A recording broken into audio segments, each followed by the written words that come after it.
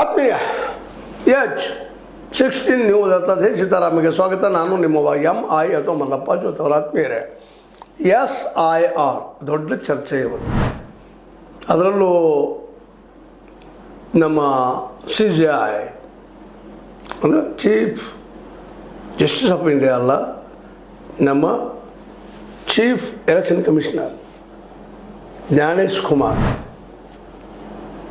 ಅವರು ಗೆಲ್ತಾರೋ ಏನು ಮಮತಾ ಬ್ಯಾನರ್ಜಿ ಅವ್ರು ಗೆಲ್ತಾರೋ ಅನ್ನೋಂಥದ್ದು ಇವತ್ತು ನಡೆದಂಥ ಕೆಲಸ. ಈಗಾಗಲೇ ಪ್ರಥಮ ಹಂತದ ಮಾತುಗಳು ಬಿದ್ದಿದ್ದಾವೆ ವೆಸ್ಟ್ ಬೆಂಗಾಲ್ದಲ್ಲೇ. ಇಲ್ಲಿವರೆಗೆ ಹೆಚ್ಚು ಕಡಿಮೆ 13 ರಾಜ್ಯಗಳಲ್ಲೇ 6.56 ಮತದಾರರ ಹೆಸರನ್ನು ಕಟ್ ಮಾಡಿದ್ದಾರೆ. ಇದು ರೆಕಾರ್ಡ್. ಏಕ ಅಥವಾ ಇನ್ನುಳಿದ ಒಂದು ಅಕ್ಷರ ಚೇಂಜ್ ಆದರೂ ಸಹಿತ ಡ್ರಾಪ್ ಮಾಡಿದ್ದಾರೆ.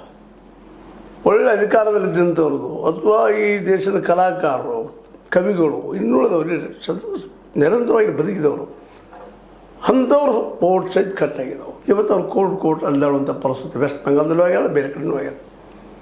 ಇನ್ನು ಕರ್ನಾಟಕ ಎಂಟ್ರಿ ಆಗ್ತಾಯಿದೆ SIR.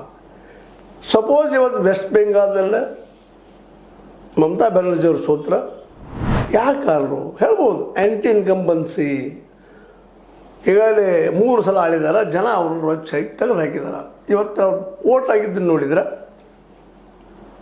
ಜಬರ್ದಸ್ತ್ ಓಟ್ ಆಗ್ಯದ, 95% ಸಮೀಪ ಆಗ್ಯದ. ಇದೇನು ಸಣ್ಣದಲ್ಲ. ಒಂದು ಇದು SIR ವಿರುದ್ಧ ಆಗಿರ್ಬೋದು, ಅಂದ್ರೆ ಮತದಾರ ಪಟ್ಟಿಯ ವಿಷಯ ಸಮಗ್ರ ಪರಿಷ್ಕರಣೆ ಅದರಿಂದ ಆಗಿರ್ಬೋದು, ಅದ್ರ ವಿರೋಧವಾಗಿ ಜನ ಓಟ್ ಆಗಿರ್ಬೋದು, ಇಲ್ಲ ಆ್ಯಂಟಿ ಇನ್ಕಂಬನ್ಸಿ ಅಂತ ಹೇಳ್ತಾ ಇದ್ದಾರೆ. ಇಲ್ಲಿವರೆಗಿನ 15 ವರ್ಷ ಆಡೈತೆ ಜನ ಸೋತು ಈ ರೀತಿಯಾಗಿ ಓಟ್ ಹಾಕಿದ್ರು ಅಂಥೇಳಿ ಜಡ್ಜ್ಮೆಂಟ್ ಇವತ್ತು ಬರೋ ಸಾಧ್ಯತೆಗಳಿದ್ದಾವೆ.